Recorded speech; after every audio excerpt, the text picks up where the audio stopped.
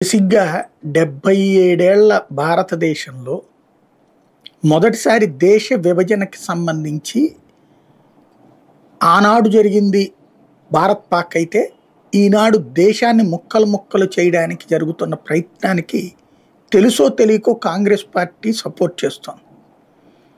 ఆ సపోర్టింగ్‌లో భాగమే ఇది. ఎందుకంటే వాళ్ళు ఏది పడితే అది, ఎట్లా పడితే అట్లా విభజన రేఖలు గీస్తున్నారు. మతపరమైన విభజన అంటే అధికారంలో ఉన్నటువంటి కాంగ్రెస్ కంటే అధికారంలో లేని కాంగ్రెస్ ప్రమాదకరం అంటూ అటల్ బిహారీ వాజ్పేయి ఆనాడే మాట్లాడారు. తనను 13 నెలలకి గద్దె దించినటువంటి సందర్భంలో.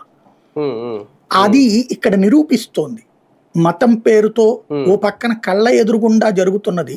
కాంగ్రెస్ టైంలో మణిపూర్లో ఘర్షణలు జరగలేదా? కానీ అదే దేని మధ్య జరుగుతుంది? అది తెగల మధ్య జరుగుతుంది. కానీ దాన్ని మత ఘర్షణలు, క్రైస్తవం మీద దాడి అంటూ ప్రపంచం దగ్గరికి వెళ్ళి చెప్పింది, ప్రపంచవ్యాప్తంగా ప్రచారం చేసింది ఎవరు? కాంగ్రెస్ పార్టీ. అంటే తనని అధికారంలోకి తీసుకొస్తానని హామీ ఇచ్చినటువంటి సోరోస్ వాళ్ళ కోసం ఎంతకైనా దిగజారుతోంది. ఏ స్థాయిలో దిగజారుతోందంటే, చైనా భారత్ వార్ జరుగుతున్నప్పుడు చైనా వాళ్ళకి దెబ్బ కొట్టేటందుకోసం ఘాతుక్ టీం అని మనది ఉంది. ఒక్కొక్కళ్ళని మెడలు విరిచేసి చంపేసింది చైనా సైనికుల్ని. ఆ టీంని ఎక్కడెక్కడ డిప్లాయ్ చేశారో ఆధారాలు ఇవ్వండి అని సోనియా గాంధీ అడిగిందంటే, ఏది ప్రధానమంత్రి పెట్టిన అఖిలపక్ష సమావేశంలో ఎవరి కోసం అడిగినట్టది? ఎక్కడెక్కడ డిప్లాయ్ చేస్తే కాంగ్రెస్ పార్టీకి ఎందుకు? అంటే చైనా కోసం చేసింది. అంటే తాము అధికారంలోకి రావడం కోసం ఎలాంటి పనికైనా రెడీ అవుతోంది.